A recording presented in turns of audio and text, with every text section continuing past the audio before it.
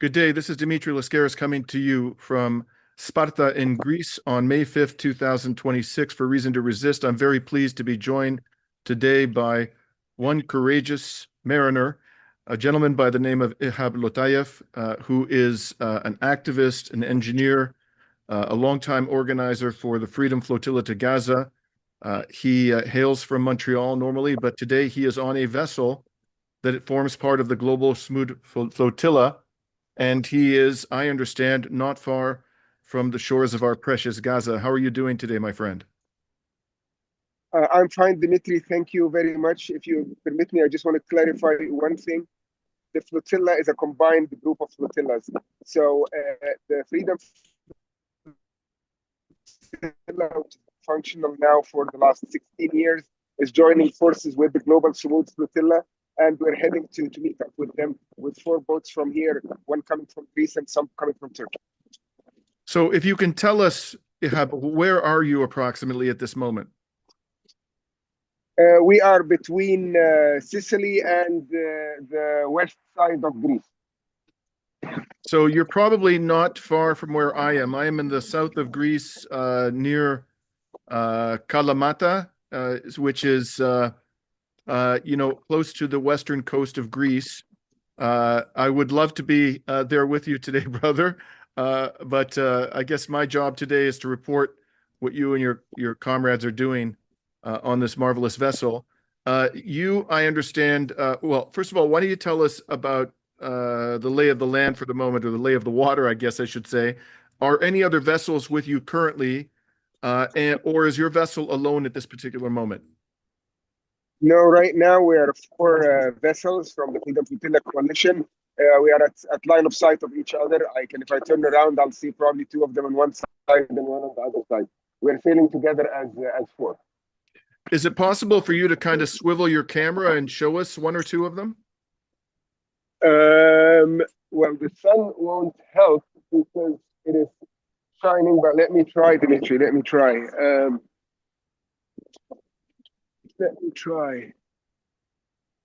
No, not right now. Well, there is one. I don't know if you see it. There are 2 actually over there. I don't know if you see them. Very far on the horizon. It's a little bit difficult to see, but we'll take your word for it. I know. Right. I know. Now, how many passengers are on your vessel? We're 9. And can you tell us a little bit about these passengers? Where do they come from? What do they do in life? Who are they? Sure. We have 2 from Montreal. Actually, it ended up being 1, but there were 2 from Montreal. Olivier Huard, who is quite well known in the climate action in Montreal, and he's one of the people who climbed the bridge a couple of years ago for environmental causes. Our first skipper is from Vancouver, Grace, and our captain is from. He's originally Belgian, but he lives in Norway. And we have also 2 Australians with us, and we have a French former Senate and member of European Parliament. In total, we are 9 on this boat. Do you recall the name of your comrade from France, the former senator? Yes, sure. Alim Aboumedian Kriye. Right. And what is if I am she's a long time. Go ahead. I just wanted to add she's a long time Palestinian activist who went into lots of trouble locally in France for her support of the Palestinian cause over decades, not years. And what excuse me, is the name of your vessel Perseverance? Have I got that right? That is correct. Yes. Right. And this particular vessel was contributed to the flotilla by the Canada boat to Gaza? Is that correct? Major funding for this boat was from the Canada boat to Gaza, and the minor partner in the boat itself is the Australian movement, Free Gaza Australia. So, Ihab, I understand you've been a passenger on the flotilla to Gaza on 2 prior occasions. Is that accurate? Correct. That is accurate, yes. What happened on those 2 prior occasions? The first time in 2011, it was just after a year or so after the massacre that Israel committed on the Mavi Marmara. So I guess the Israelis were at better behavior at that time, nothing like now. They did taser us on the boat when we didn't comply right away. But in prison, we were really, 3-star prison. So it wasn't that bad. There was a lot of psychological harassment actually, but that was the intent, the extent of it. Then the second time, and between that time in 2011 and 2015, I continued to be a coordinator and organizer within the flotilla level itself, not only the Canadian boat to Gaza. And in 2015, I sailed again from Greece. We were 4 boats at the time, but the decision was taken after the first boat was attacked. The decision was taken for the other 3 boats to turn and fight their day. So I was not captured by the ISIS in 2015. Right. And first of all, before I ask you about what lies ahead, up until this moment, have you seen any suspicious vessels or aircraft near the Perseverance? We always I started on Perseverance in Ajaccio in Corsica, and then headed to Sicily, where we met another group of the people with us here today.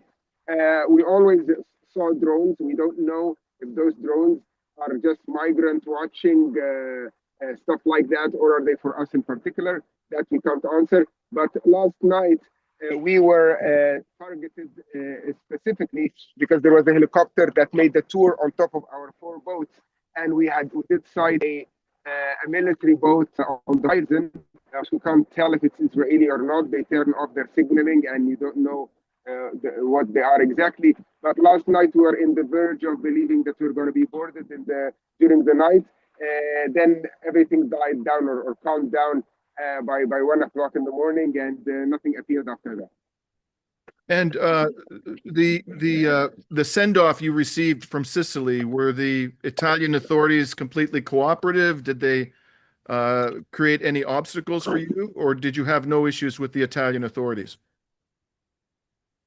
No issues with the Italian authorities at all this time. Right.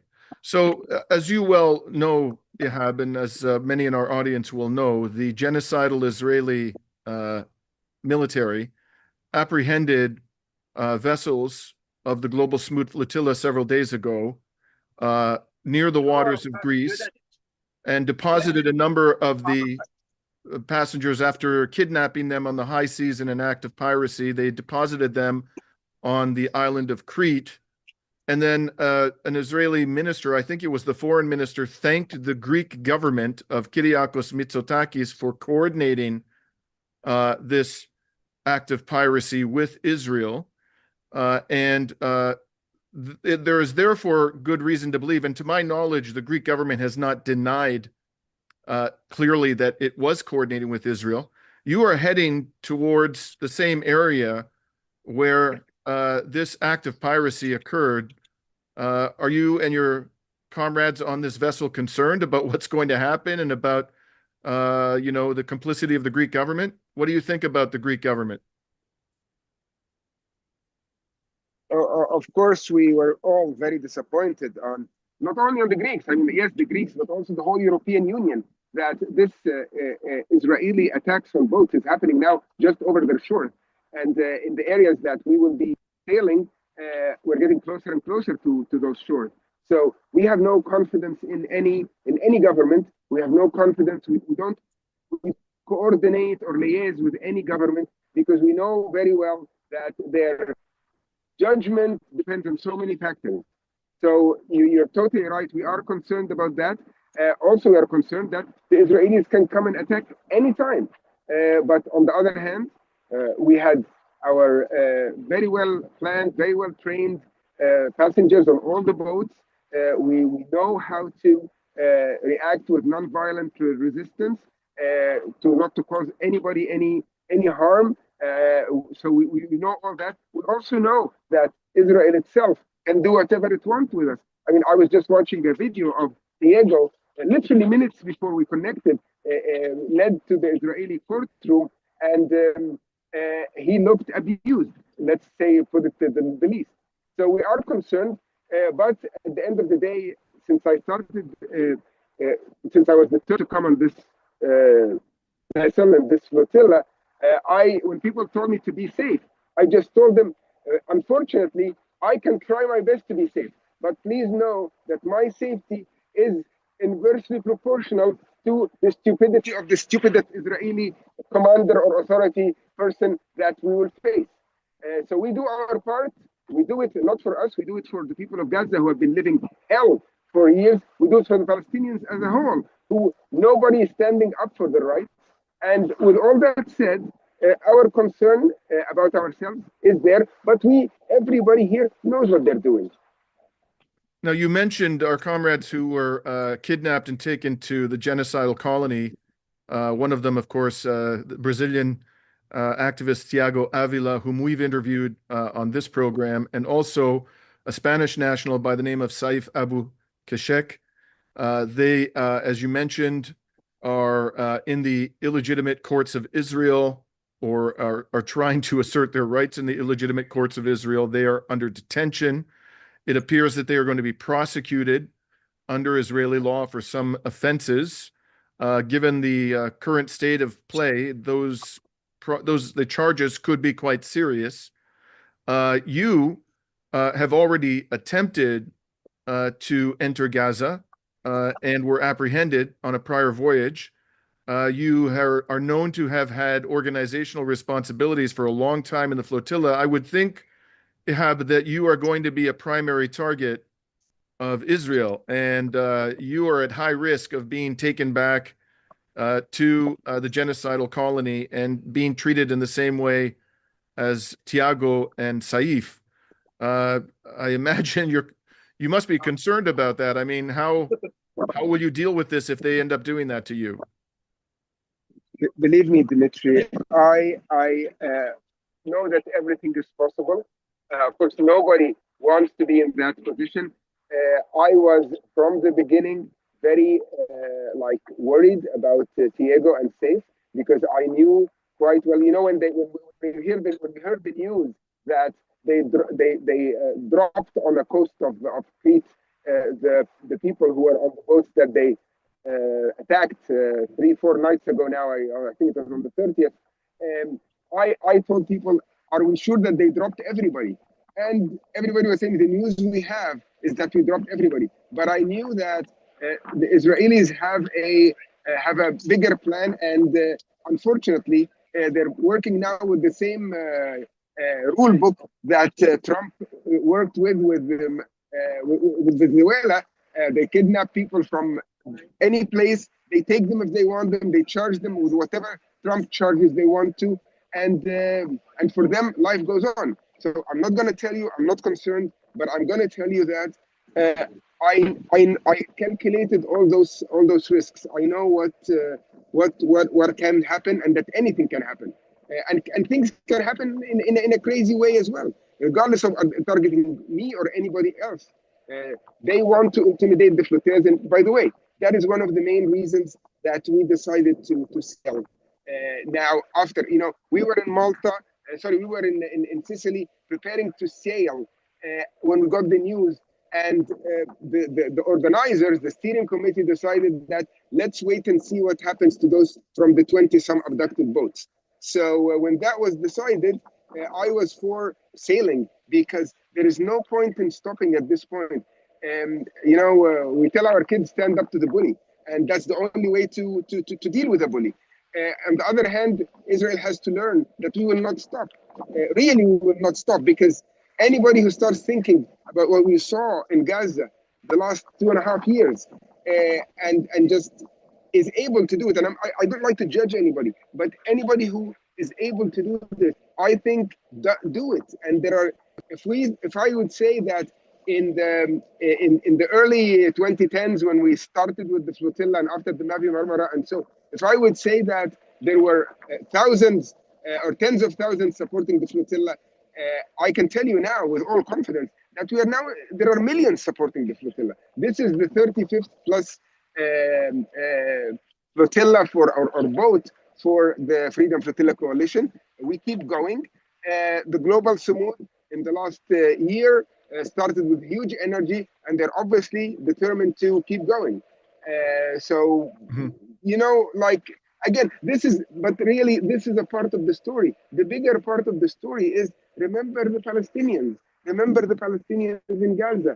Do what you can to support them because they're fighting their own struggle, but the world is letting them down. And probably a sort of slogan you've heard before is that if governments fail, we sail. If governments did their duty, we would not have to sail. Israel is a rogue state. It violates international law on all levels, and nobody is doing anything from the Western governments except maybe Spain is, paying a bit more of lip service, a bit more of smooth action with Israel, but Israel will not be stopped like that. We have to all go together, and the governments have to move. You're here. Lastly, Ihab, before I let you go, how can people support the Global Smooth Flotilla? Well, again, just let me. I like to clarify that we are not all Global Smooth Flotilla. It's a combined work between the Global Smooth Flotilla and the Freedom You're Flotilla. right. My apologies. The Freedom Flotilla. No, just to make it clear, because I mean, it might not mean a lot to Monsieur et Madame Tout le Monde, that they won't really find a difference. I just wanted to clarify that you can. I don't know the organizational level of the global coordinate with them at an operational level, but for us, the Canadian Boat to Gaza website has got a lot of ways to support. One of them financially, of course. Mhm. These missions don't, and we don't do them our money. We do them with your money. With people's money that put confidence in us. So we need that to be as much as possible running all the time. We also you can also send people to the Freedom Flotilla Coalition website, which is also full of information on how to aid from different countries. Um, Last but not least, we are determined to continue, and we continue together as the millions that I feel are really behind this movement, and that there are many ways to, challenge the Israeli hegemony, but this is just one way. People can find many other ways to do that, and we all support each other. Thank you so much, Ihab. We'll put links in the description to the video to these websites so people can easily support if they are inclined to do so, able to do so. Please stay safe, brother, and please give our best wishes and our solidarity to all of the passengers on the Perseverance today. Will do, will do. Thank you very much, Dimitri. Thank you very much. And we're signing off from Sparta, Greece, and somewhere between Sicily and the western coast of Greece for Reason to Resist.